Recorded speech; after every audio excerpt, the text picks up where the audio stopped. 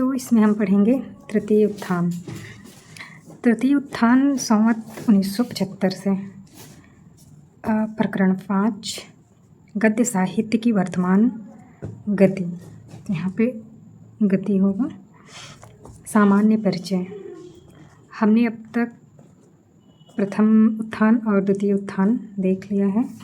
जिस तरीके से द्वितीय उत्थान 1950 से 75 तक था और गद्य साहित्य का प्रसार, फिर इसमें हमने कई प्रकरण देखे, प्रकरण 3 और 4 जो काफ़ी बड़े थे। और हमने प्रथम उत्थान यहाँ से शुरू किया था। आधुनिक गद्य साहित्य परंपरा का प्रवर्तन, हम यहाँ से किस तरीके से गद्य का परंपरा शुरू हुआ तो जो अविच्छिन्न रूप से चल रहा है। तो प्रथम उत्थान में हमने देखा था गद्य का प्रवर्तन। यहाँ से प्रकरण 1 शुरू है गद्य परंपरा का प्रवर्तन से। इसमें प्रथम उत्थान द्वितीय उत्थान करके है। तो ये हमने पढ़ लिया। फिर हम द्वितीय उत्थान पढ़ चुके हैं 1950 से 75 तक। हालांकि ये 1925 से 50 तक है। तो हमने द्वितीय उत्थान 1950 से 75 तक पढ़ लिया है। ये प्रथम उत्थान 1925 से 50 तक था। ये 50 से द्वितीय उत्थान 75 तक है। और ये तृतीय उत्थान है जो 1975 से आगे का है। ठीक है, तो इस तरीके से हम देख सकते हैं। चलिए अब हम पढ़ेंगे तृतीय उत्थान।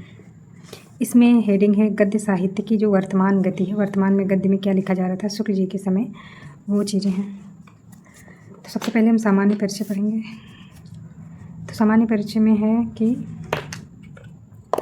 इस तृतीय उत्थान में हम वर्तमान काल में पहुंचते हैं जो अभी चल रहा है। इसमें आकर हिंदी गद्य साहित्य के भिन्न भिन्न क्षेत्रों के भीतर नए रास्ते, जिनमें से कई एक पर विलायती गलियों के नाम की तख्तियाँ भी लगी हैं। हमारे गद्य साहित्य का यह काल अभी हमारे सामने है। इसके भीतर रहने का कारण, इसके संबंध में हम या हमारे सहयोगी जो कुछ कहेंगे वह इस काल का अपने संबंध में अपना निर्धारण होगा। सच पूछिए तो वर्तमान काल जो भी चल रहा है हमसे इतना दूर पीछे नहीं छूटा कि इतिहास के भीतर आ सके। इससे यहाँ आकर हम अपने गद्य साहित्य के विविध अंगों का संक्षिप्त विवरण ही इस दृष्टि से दे सकते हैं कि उनके भीतर भिन्न भिन्न प्रवृत्तियाँ लक्षित हो जाएं। तो बहुत शुक्ल जी कह रहे हैं कि जो वर्तमान में भी चल रही हैं वो बहुत पुरानी नहीं हुई हैं, इसलिए हम उन्हें इतिहास में इतना ज़्यादा नहीं रख सकते। और एक बात ये है कि थोड़ा परिचय देकर छोड़ देंगे कि क्या क्या प्रवृत्तियाँ उस समय चल रही थीं। गद्य की बात हो रही है फ़िलहाल अभी। तो सबसे पहले ध्यान लेखकों और ग्रंथकारों की दिन दिन बढ़ती संख्या पर जाता है।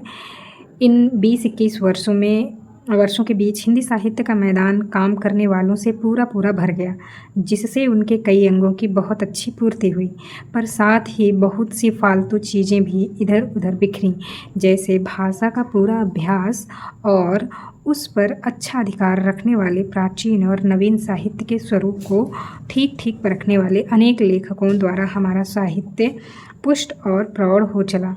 वैसे ही केवल पाश्चात्य साहित्य के किसी कोने से आँख खोलने वाले और यूरोप की हर एक नई पुरानी बात को आधुनिकता कहकर चिल्लाने वाले लोगों के द्वारा बहुत कुछ अंधकार चर्चा, बहुत सी अनाड़ीपन की बातें भी फैल चलें।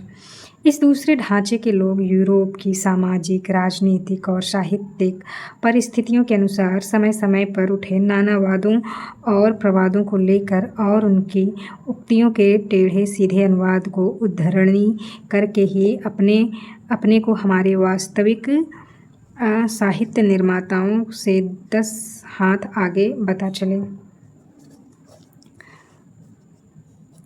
कुछ है कि वैसे केवल पाश्चात्य साहित्य के पीछे।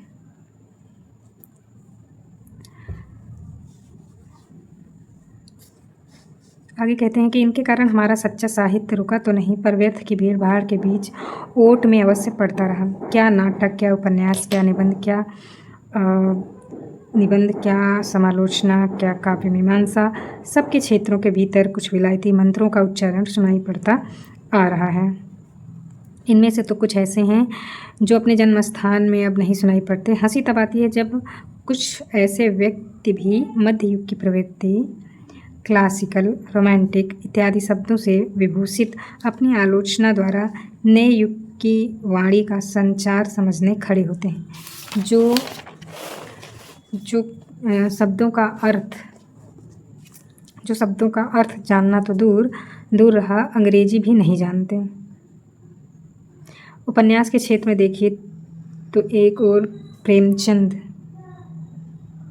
ऐसे प्रतिभाशाली उपन्यासकार हिंदी की कीर्ति का देश भर में प्रसार कर रहे हैं और कोई उनकी भरपेट निंदा करके टॉलस्टॉय का पापी के प्रति घृणा नहीं, दया वाला सिद्धांत लेकर दौड़ता है।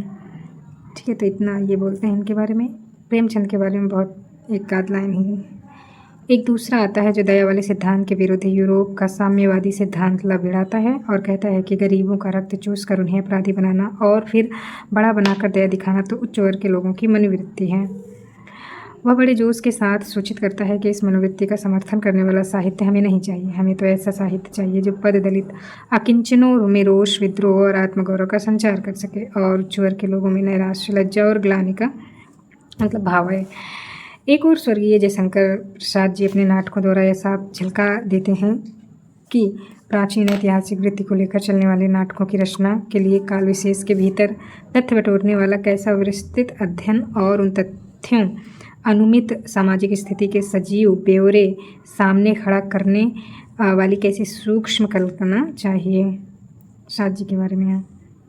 दूसरी ओर कुछ लोग ऐसे नाटकों के प्रति उपेक्षा का भाव दिखाते हुए बर्नार्ड शॉ आदि का नाम लेते हैं और कहते हैं कि आधुनिक युग समस्या नाटकों का है।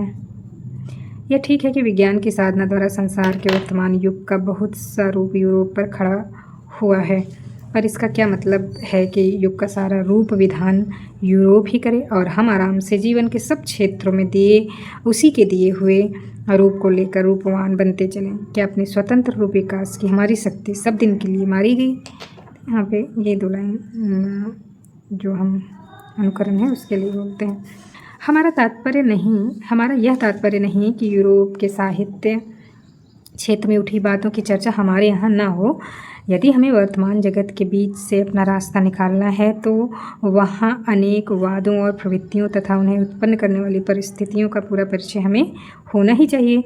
उन वादों की चर्चा अच्छी तरह हो, उन पर विचार हो, उनके भीतर जो थोड़ा बहुत सत्य छिपा हो उसका ध्यान अपने साहित्य के विकास में रखा जाए। पर उनमें से कभी उसको यह कहते हुए सामने रखना वर्तमान विश्व साहित्य का स्वरूप यही है जिससे हिंदी साहित्य अभी भी बहुत दूर है। अनाड़ीपन ही नहीं, जंगलीपन भी है। तो इस तरीके से अंधाधुन जो है हमें नहीं करना चाहिए। चलो, आजकल भाषा की भी बुरी दशा है। बहुत से लोग शुद्ध भाषा लिखने का अभ्यास होने के पहले ही बड़े पोथे लिखने लगते हैं जिनमें व्याकरण की भद्दी भूलें तो रहती ही हैं, कहीं कहीं वाक्य विन्यास तक ठीक नहीं रहता। यह बात और किसी भाषा के साहित्य में शायद ही देखने को मिले। व्याकरण की भूलों तक बात नहीं है। अपनी भाषा की प्रवृत्ति की पहचान न रहने के कारण कुछ लोग उसका स्वरूप भी बिगाड़ चले हैं। वे अंग्रेजी के शब्द, वाक्य और मुहावरे तक ज्यों के त्यों उठाकर रख देते हैं। यह नहीं देखने जाते कि हिंदी हुई या और कुछ। नीचे के अवतरणों से यह बात स्पष्ट हो जाएगी। उनके हृदय में अवश्य ही एक ललित कोना होगा जहाँ रतन ने स्थान पा लिया होगा। कुंडली चक्र उपन्यास। वह उन लोगों में से न था जो घास को थोड़ी देर भी अपने पैरों के तले उगने देते हैं। क्या संभव नहीं है कि भारत के बड़े बड़े स्वाद कुछ लोगों की नामावली में उपस्थित करें? अब यहाँ बात हो रही है कहानी और उपन्यास के क्षेत्र में वर्तमान में शुक्ल जी के समय में क्या हो रहा है। स्थिति उत्थान में जो है हमारा उपन्यास कहानी साहित्य ही सबसे अधिक समृद्ध हुआ। तो ये ध्यान रखना है, सबसे अधिक जो समृद्ध हुआ तृतीय उत्थान में वो था कहानी और उपन्यास। नूतन विकास को लेकर आने वाले प्रेमचंद जी जो कर गए वह तो हमारे साहित्य की एक निधि है। उनके अतिरिक्त पंडित विशंभर नाथ कौशिक, बाबू प्रताप नारायण श्रीवास्तव, जैनेन्द्र कुमार ऐसे सामाजिक उपन्यासकार तथा बाबू वृंदावनलाल वर्मा ऐसे ऐतिहासिक उपन्यासकार उपन्यास भंडार की बहुत सुंदर पूर्ति करते जा रहे हैं। सामाजिक उपन्यासों में देश में चलने वाले राष्ट्रीय तथा आर्थिक आंदोलनों का भी आभास बहुत कुछ रहता है। ताल्लुकदारों के अत्याचार, भूखे किसानों की दारुण दशा के बड़े चटकीले चित्र में प्रायः पाए जाते हैं। इस संबंध में हमारा केवल यही कहना है कि हमारे निपुण उपन्यासकारों को केवल राजनीतिक दलों द्वारा प्रचारित बातों को लेकर चलना चाहिए। वस्तु स्थिति पर अपनी व्यापक दृष्टि भी डालनी चाहिए। उन्हें यह भी देखना चाहिए कि अंग्रेजी राज्य जमने पर भूमि की उपज या आमदनी पर जीवन निर्वाह करने वाले किसानों और जमींदारों दोनों की और नगर के रोजगारियों या महाजनों की परस्पर स्थिति क्या हुई। मतलब वो चाहते हैं कि इन पर भी थोड़ी बात हो। उन्हें यह भी देखना चाहिए कि राज कर्मचारियों को इतना बड़ा चक्र ग्रामवासियों के सिर पर ही चला करता है। व्यापारी वर्ग उससे प्रायः बचे रहते हैं। भूमि भी यहाँ सरकारी आय का प्रधान उद्गम बना दिया गया है। व्यापार श्रेणियों को यह सुविधा विदेशी व्यापार को फलता फूलता रखने के लिए दिया गया था, जिससे उनकी दशा उन्नत होती आई और भूमि से संबंध रखने वाले सब वर्गों की, क्या जमींदार, क्या किसान, क्या मजदूर, गिरती गई।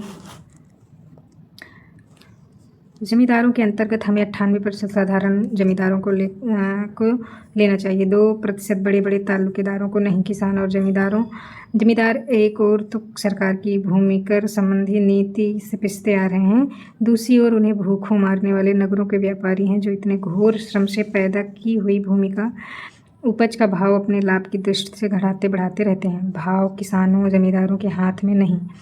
किसानों से 20 सेर के भाव से लेकर व्यापारी 7-8 सेर भाव बेचा करते हैं। नगरों के मजदूर तक पान बीड़ी के साथ सिनेमा देखते हैं और गांव के जमींदार और किसान कष्ट से किसी प्रकार का दिन काटते हैं। कहने का तात्पर्य यह है कि हमारे उपन्यासकारों को देश के वर्तमान जीवन के भीतर अपनी दृष्टि गड़ाकर देखना चाहिए।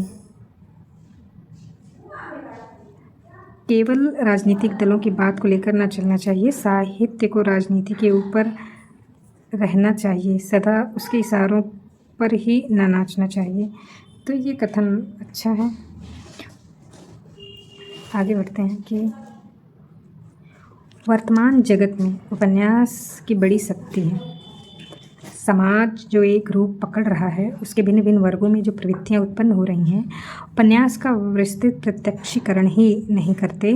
उपन्यास उनका नहीं करते। आवश्यकता अनुसार उनके ठीक विन्यास, सुधार अथवा निराकरण की प्रवृत्ति भी उत्पन्न कर सकते हैं। मतलब जो भी समस्याएं वर्तमान देश में हैं, उनके विषय में कि उपन्यास सलाह भी दे सकता है।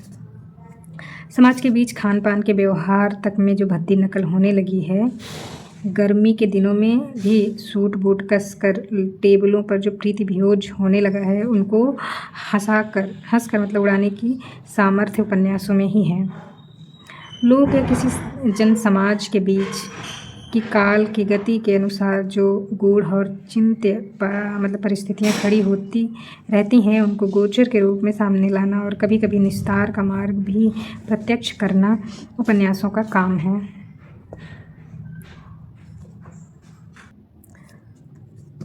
लोग सामयिक परिस्थितियों तक ही न रहकर जीवन के नित्य स्वरूप की विषमताएं और उलझनें सामने रखने वाले उपन्यास भी यूरोप में लिखे गए हैं और लिखे जा रहे हैं।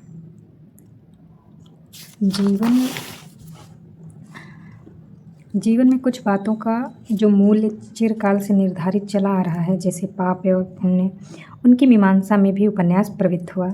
इस प्रकार के उपन्यास का लक्ष्य वहाँ क्रमशः ऊंचा होता गया। जिसने जीवन के नित्य स्वरूप का चिंतन और अनुभव करने वाले बड़े बड़े कवि इधर उपन्यास के क्षेत्र में भी काम करते दिखाई देते हैं। बड़े हर्ष की बात है कि हमारे हिंदी साहित्य में भी भगवती चरण वर्मा ने चित्रलेखा नाम का इस ढंग का एक उपन्यास प्रस्तुत किया। तो उसमें है पाप पुण्य के बारे में बताया गया है। द्वितीय उत्थान के भीतर बंगला से अनुवादित अथवा उसके आदर्श पर लिखे गए उपन्यासों में देश की सामान्य जनता के गार्हस्थ्य और पारिवारिक जीवन के बड़े मार्मिक और सच्चे चित्र रहा करते थे। प्रेमचंद जी के उपन्यासों में भी निम्न और मध्यम श्रेणी के गृहस्थों का जीवन बहुत सच्चा स्वरूप मिलता रहा है। पर बहुत ऐसे उपन्यास सामने आ रहे हैं जो जीवन के सामान्य भारतीय जीवन से हटकर यूरोपीय रहन सहन के सांचे में ढले हुए एक बहुत छोटे वर्ग का जीवन चरित्र ही यहाँ से वहाँ तक अंकित करने हैं। उसमें है mister Mrs, miss, professor, hostel, club, drawing room, tennis match, cinema, motor, हवाखोरी, कॉलेज की छात्रावास के बीच प्रणय, व्यवहार इत्यादि सामने आते हैं। यह ठीक है कि अंग्रेजी शिक्षा के दिन दिन बढ़ते हुए प्रचार से देश के आधुनिक जीवन का यह भी एक पक्ष हो गया है, पर सामान्य पक्ष नहीं। भारतीय रहन सहन, खान पान, रीत व्यवहार प्रायः सारी जनता के बीच बने हुए हैं। देश के असली सामाजिक और घरेलू जीवन की दृष्टि से ओझल करना हम अच्छा नहीं समझते। तो ये चीज़ है। यहाँ तक जो सामाजिक उपन्यासों की बात हुई, ऐतिहासिक उपन्यास बहुत कम, यहाँ तक तो सामाजिक उपन्यासों की बात हुई। तो इसमें हमने देखा कि जो शुक्ल जी तृतीय उत्थान में केवल ये कह रहे हैं कि बहुत पुराना इतिहास नहीं है उनके समय में, जो वर्तमान में उन समय में चल रहा था, आज है। तो अब आगे की पुस्तकों में हमें यहाँ का इतिहास मिलता है। तो उस समय में जो वर्तमान में जो कुछ प्रवृत्तियाँ चल रही थी, शुक्ल जी उसका केवल परिचय करा के छोड़ दे रहे हैं। तो वो ये कह रहे हैं कि कुछ चीज़ें तो जो उपन्यास के यूरोप के उपन्यास पे लिखा जा रहा था, वहाँ पे थोड़ा सा पाप और पुण्य पे काफ़ी चीज़ चर्चा हो रही थी। तो एक तो वो था जिसमें भगवती चरण वर्मा का चित्रलेखा है, उसमें पाप और पुण्य के बारे में बताया गया है। तो परिस्थिति जन्य कुल मिला के चित्रलेखा हमने पढ़ा है, उसमें पाप और पुण्य के बारे में ये कि परिस्थिति निर्धारित करती है कभी कभी चीज़ों को। किसी की परिस्थिति के लिए वो पाप हो सकता है, किसी की परिस्थिति के लिए वो पुण्य हो सकता है। दूसरा कह रहे हैं कि अब जो उपन्यास लिखे गए पारिवारिक जीवन में, गार्हस्थ जीवन के बारे में मार्मिक जो चित्र थे, बंगला से अनुदित थे, एक वहाँ से एक पक्ष आ रहा था। प्रेमचंद जी के जो उपन्यास थे उसमें क्या चल रहा था, उसमें निम्न मध्य वर्ग की श्रेणी के जो गृहस्थ जीवन थे, एक तो ये तीसरा यहाँ से चल रहा था। तीसरा एक कह सकते हैं या चौथा कह सकते हैं यूरोपीय रहन सहन में जो थी किसी एक पक्ष को लेकर लिखा गया उपन्यास, जिसमें महिला उपन्यासकारों ने, आज कल के महिला उपन्यासकार जितने भी हैं, कई सारे उपन्यास ऐसे लिखे गए कि निर्मल वर्मा ने जैसे लिखा और प्रभा खेतान, बहुत सारे लोगों ने ये जो यूरोपीय रहन सहन है, वहाँ की जो चीज़ें हैं, उनमें किसी एक विषय को लेकर लिखा। ये सब सामाजिक में आ गए। अब ऐतिहासिक उपन्यास के बारे में कह रहे हैं कि बहुत कम देखने में आ रहे हैं। एक प्रकार से तो यह अच्छा है। जब तक भारतीय इतिहास के भिन्न भिन्न कालों में सामाजिक स्थिति और संस्कृति का अलग अलग विशेष रूप से अध्ययन करने वाले और उस सामाजिक स्थिति के सूक्ष्म ब्यौरों की अपनी ऐतिहासिक कल्पनाएं द्वारा उद्भावना करने वाले लेखक तैयार न हों, तब तक ऐतिहासिक उपन्यासों में हाथ लगाना ठीक नहीं। ठीक है, तो ये कह रहे हैं द्वितीय उत्थान के भीतर कई ऐतिहासिक उपन्यास लिखे गए या बंगला से अनुवाद करके लाए गए। उनमें देश काल की परिस्थिति का अध्ययन नहीं पाया जाता। अब ऐसे ऐतिहासिक उपन्यास में यदि बाबर के सामने हुक्का रखा जाएगा अब किसी ऐतिहासिक उपन्यास में यदि बाबर के सामने हुक्का रखा जाएगा तो गुप्त काल में गुलाबी और फिरोजी रंग की साड़ियाँ, इत्र, मेज पर सजे गुलदस्ते, झाड़ फनूस में लाए जाएंगे। सभा के बीच खड़े होकर व्याख्यान दिए जाएंगे और करकल जो ध्वनि है, अच्छा प्रश्न है ये, करतल ध्वनि होगी। बात बात में धन्यवाद, सहानुभूति के ऐसे शब्द तथा सार्वजनिक कार्यों में भाग लेना, ऐसे फिक्रे पाए जाएंगे। तो काफ़ी हंसने वाले और नाक भौं सिकोड़ने वाले मिलेंगे। इससे इस ज़मीन पर बहुत समझ बूझ कर पैर रखना होगा। तो यहाँ पे ये है।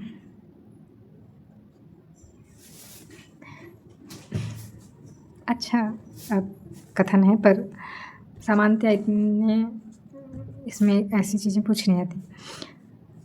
कथन बहुत अच्छा है शुक्ल जी का। चलिए आगे देखते हैं। ऐतिहासिक उपन्यास किस ढंग से लिखना चाहिए, यह प्रसिद्ध पुरातत्वविद श्री राखाल दास बंदोपाध्याय ने अपने करुणा, शशांक, धर्मपाल नामक उपन्यासों में अच्छी तरह दिखा दिया है। तो ये तो प्रथम के 2 के अनुवाद हिंदी में हो गए हैं, करुणा और शशांक का। खेद है कि इस समीचीन पद्धति पर प्राचीन हिंदू साम्राज्य के भीतर की कथा वस्तु लेकर मौलिक उपन्यास न लिखे गए। नाटक के क्षेत्र में अलबत्ता स्वर्गीय जयशंकर प्रसाद जी ने इस पद्धति पर कई सुंदर ऐतिहासिक नाटक लिखे। इसी पद्धति पर उपन्यास लिखने का अनुरोध हमने उनसे कई बार किया था, जिसके अनुसार शुंग काल पुष्यमित्र अग्निमित्र का समय का चित्र उपस्थित करने वाला एक बड़ा मनोहर उपन्यास लिखने में उन्होंने हाथ भी लगाया था। ठीक है, पर साहित्य के दुर्भाग्य से उसे अधूरा छोड़कर ही चल बसे। वर्तमान काल में ऐतिहासिक उपन्यास के क्षेत्र में केवल बाबूविंदा लाल वर्मा दिखाई दे रहे हैं, जिन्होंने भारतीय इतिहास के मध्य युग के प्रारंभ में बुंदेलखंड की स्थिति को लेकर गढ़कुंडार और विराटा की पद्मिनी नामक 2 बड़े उपन्यास लिखे हैं। विराटा की पद्मिनी की कल्पना अत्यंत रमणीय है। ठीक है, तो अब उपन्यासों के भीतर बड़े मतलब लंबे लंबे दृश्य वर्णनों तथा धारा प्रवाह भाव व्यंजनापूर्ण भाषा की जो प्रथा पहले थी वह यूरोप में बहुत कुछ छांट दी गई, अर्थात वहाँ उपन्यासों से काव्य का रंग बहुत कुछ हटा दिया गया। यह बात वहाँ नाटक और उपन्यास के क्षेत्र में यथा तथ्यवाद की प्रवृत्ति के साथ साथ हुई। इससे उपन्यास कला की अपनी निज की विशिष्टता निखर कर झलके, इसमें कोई संदेह नहीं। यह विशिष्टता यह है कि घटनाएं और पात्रों के क्रियाकलाप के भावों को बहुत कुछ व्यक्त कर दें। पात्रों के प्रगल्भ भाषण की उतनी अपेक्षा न रहे। पात्रों के थोड़े से मार्मिक शब्द ही हृदय पर पड़ने वाले प्रभाव को पूर्ण कर दें। इस मतलब बता रहे हैं कि कैसी विशिष्टता होनी चाहिए।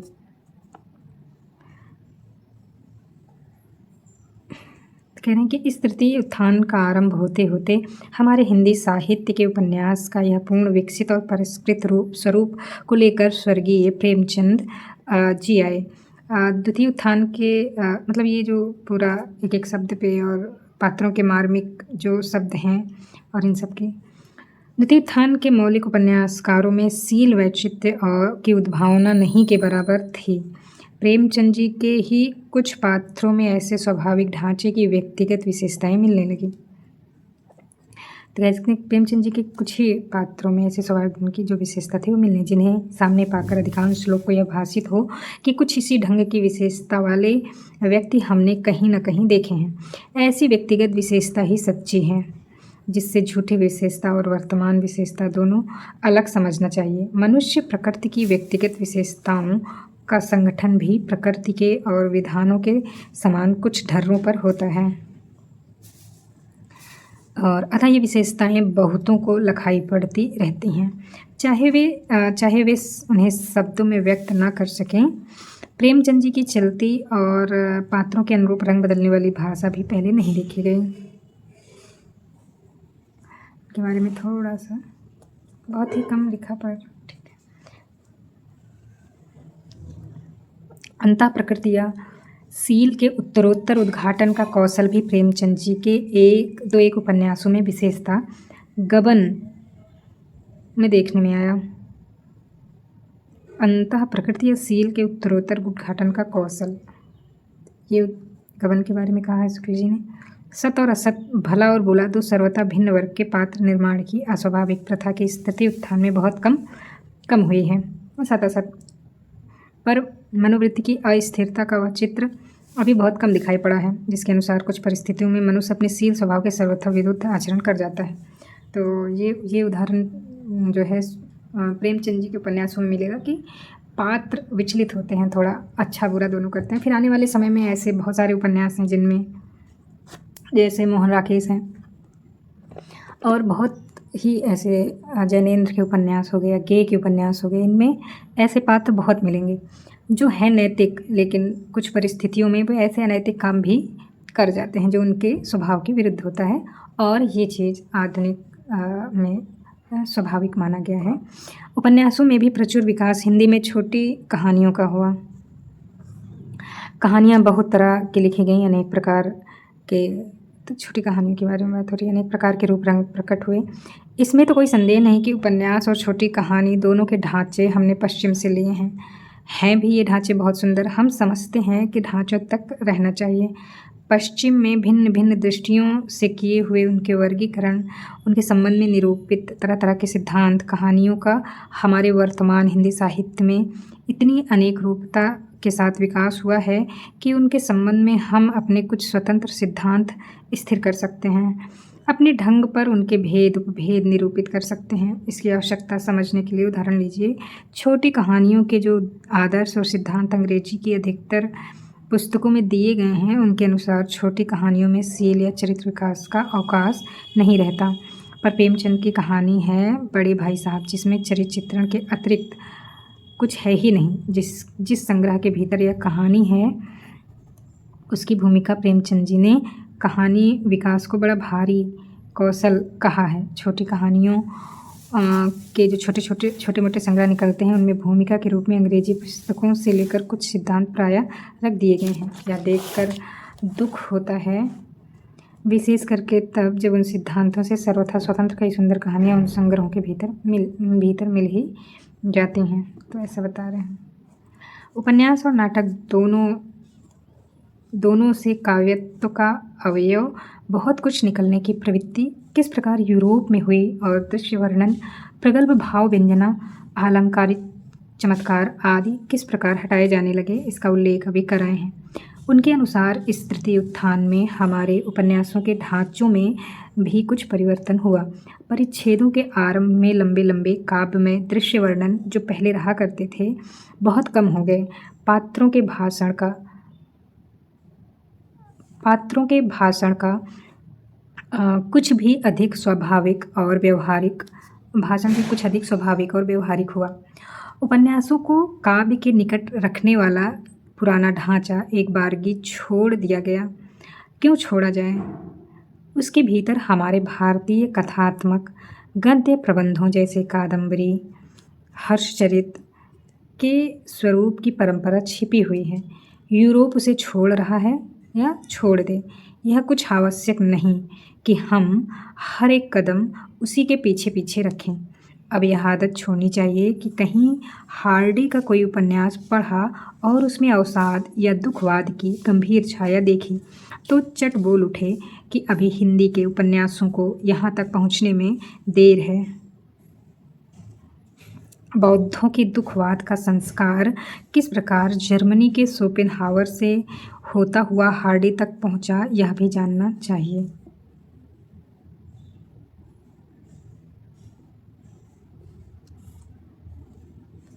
तो बौद्धों के दुखवाद का किस प्रकार हार्डी तक पहुँचे, यह भी देखना चाहिए।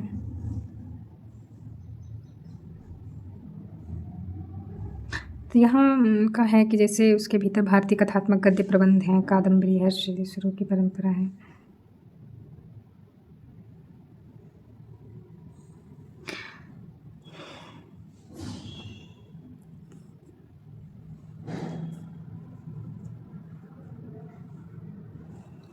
मतलब काव्य के निकट थोड़ा सा रहना चाहिए। तो वो यूरोप ने छोड़ दिया, तो कुल मिला के कह सकते हैं कि यहाँ भी छोड़ दिया गया। वही चीज़ कह रहे हैं कि अगर हम कुछ काव्यात्मक उपन्यास जो जैसे हमें मिलता है, कादम्बरी, हर्षचरित, तो यूरोप ने उसे छोड़ दिया, तो हम भी उसके पीछे पीछे ठीक उसी का अनुसरण करते हुए छोड़ दिए। तो ऐसा शुक्ल जी कह रहे हैं कि नहीं करना चाहिए। थोड़ा सा काव्यात्मक उपन्यास फिर बहुत कम ही ऐसा हुआ कि देखने को मिला हो। चलिए आगे देखते हैं। यूरोप नाटक और उपन्यास के काव्यत्व निकाल बाहर करने का जो प्रयत्न हुआ, उसका कुछ कारण है। हम मतलब यूरोप में जो भी कारण रहा हो कि यूरोप में नाटक और उपन्यास के काव्यत्व जो भी निकाला गया, तो उसके पीछे उनका कुछ कारण है। वहाँ जब फ्रांस और इटली के कलावादियों द्वारा काव्य के भी बेलबूटे की नक्काशी की तरह जीवन से सर्वथा पृथक कहा जाने लगा, तब जीवन को ही लेकर चलने वाले नाटक और उपन्यासों से सर्वथा पृथक समझा जाना स्वाभाविक ही था। तो वहाँ पे ये रीजन था। पर इस अत्यंत पार्थक्य का आधार प्रमाद के अतिरिक्त और कुछ नहीं। जगत और जीवन के नाना पक्षों को लेकर प्रकृति भी बराबर चलेगा और उपन्यास भी। एक चित्रण और भाव व्यंजना को प्रधान रखेगा। एक चित्रण और भाव व्यंजना मतलब प्रकृति को कह रहे हैं। दूसरा घटनाओं के संचरण द्वारा विविध विविध परिस्थितियों की उद्भावना को। उपन्यास न जाने कितनी ऐसी परिस्थितियां सामने लाता है जो काव्यधारा के लिए प्रकृति का मार्ग खोलती हैं। उपन्यासों और कहानियों के सामाजिक ऐतिहासिक ये दो ऐसे भेद जो बहुत प्रत्यक्ष हैं और ढांचों के अनुसार जो मुख्य 3 भेद कथा के रूप में, आत्मकथा के रूप में और चिट्ठी पत्री के रूप में किए गए हैं, उनमें से अधिकतर उदाहरण तो प्रथम के ही सर्वत हुआ करते हैं। द्वितीय के उदाहरण भी अब हिंदी में काफ़ी हैं। तो दिल की आग JP श्रीवास्तव का है। तृतीय उत्थान के हिंदी में बहुत कम पाए जाते हैं, जैसे चंदा तीनों के खतूत। इस ढांचे में इतनी सजगता भी नहीं है। मतलब जो भी भेद है, तो ऐतिहासिक सामाजिक का उदाहरण बता दिया शुक्ल जी ने। कुछ काव्य तो जो उपन्यास में होना चाहिए वो यूरोप ने छोड़ा, तो यहाँ भी छूट गया, तो ये प्रवृत्ति आगे नहीं बढ़ सकी जो संस्कृत में थी। फिर कह रहे हैं कि एक इन सामाजिक के बाद जो एक मुख्य 3 भेद हैं, जैसे आत्मकथा के रूप में, चिट्ठी पत्री के रूप में, तो इसका उदाहरण तो आत्मकथा के रूप में तो मिल भी जाता है, लेकिन बाकियों के रूप में नहीं मिलता। तो दिल की आग उदाहरण दे दिया। और हम आते हैं कथा वस्तु के स्वरूप और लक्ष्य के अनुसार हिंदी के वर्तमान उपन्यासों में हमें ये 2 भेद दिखाई पड़ते हैं। तो लक्ष्य और स्वरूप, पहला ये है कि घटना वैचित्र्य प्रधान, अर्थात केवल कुतूहलजनक, जैसे जासूसी और वैज्ञानिक आविष्कारों का चमत्कार दिखाने वाले। इनमें साहित्य का गुण अत्यंत अल्प होता है, केवल इतना ही होता है कि ये आश्चर्य और कुतूहल जगाते हैं। दूसरा है कि मनुष्य अनेक पारस्परिक संबंधों के मार्मिकता पर प्रधान लक्ष्य रखने वाले, जैसे प्रेमचंद जी का सेवा सदन, निर्मला गोदान, श्री विशंभरनाथ कौशिक का माँ भिखारिणी, श्री प्रताप नारायण श्रीवास्तव काफ़ी, विदा विकास विजय, चतुर्सेन शास्त्री का हृदय की प्यास। अब तीसरे समाज के भिन्न भिन्न वर्गों की परस्पर स्थिति और उसके संस्कार चित्रित करने वाले हैं प्रेमचंद जी का रंगभूमि, कर्मभूमि, प्रसाद जी का कंकाल और तितली। अंतर्वृत्ति और शील वैचित्र्य उसका विकास क्रम अंकित करने वाले हैं, जैसे प्रशांत का गबन, श्री जैनेन्द्र कुमार का तपोभूमि और सुनीता। भिन्न भिन्न जातियों, मता अनुयायियों के बीच मनुष्यता के व्यापक संबंध पर जो जोर देने वाला था राधिका रमण प्रसाद सिंह का है राम रहीम। समाज के पाखंड पूर्ण कुत्सित पक्षों का उद्घाटन करने के लिए है बेचन शर्मा का उग्र दिल्ली का दलाल, सरकार तुम्हारी आंखों में, बुधवा की बेटी, ये था इनके बाद में। बाह्य और अभ्यंतर प्रकृति की रमणीय और समन्वित रूप में चित्रण करने वाले सुंदर और अलंकृत पदविन्यास युक्त उपन्यास, जैसे स्वर्गीय श्री चंडी प्रसाद हृदयेश का मंगल प्रभात। आगे बात करें तो अनुसंधान और विचार करने पर इस प्रकार की और दृष्टियों से भी कुछ भेद किए जा सकते हैं। सामाजिक और राजनीतिक सुधारों के जो आंदोलन देश में चल रहे हैं, उनका आभास भी बहुत से उपन्यासों में मिलता है। प्रवीण उपन्यासकार उनका समावेश और बहुत सी बातों के बीच कौशल के साथ करते हैं। प्रेमचंद जी के उपन्यासों और कहानियों में भी ऐसे आंदोलन का आभास प्रायः मिलता है, तो पर उनमें भी जहाँ राजनीतिक उद्धार या सामाजिक सुधार का लक्ष्य बहुत स्पष्ट हो गया, वहाँ उपन्यासकार का रूप छिप गया है, प्रचारक प्रोपेगैंडिस्ट का रूप ऊपर आ गया है। तो ये बताया मैंने उपन्यास के बारे में काफ़ी कुछ। अब बता रहे हैं कहानियाँ, जो छोटी कहानियाँ हैं। तो छोटी कहानियों के बारे में हम पढ़ना शुरू करेंगे नेक्स्ट वीडियो में। हालांकि है ये काफ़ी बड़ा उत्थान, तृतीय उत्थान। इसके बाद हम एक नया शुरू करेंगे 1925 से, मतलब काव्य शुरू करेंगे, पर ये है काफ़ी बड़ा, तो कम से कम इसके 3-4 तो बन ही जाएंगे वीडियो फिलहाल। तो चलिए, तृतीय उत्थान का पहला वीडियो तो कम से कम आ ही जाए।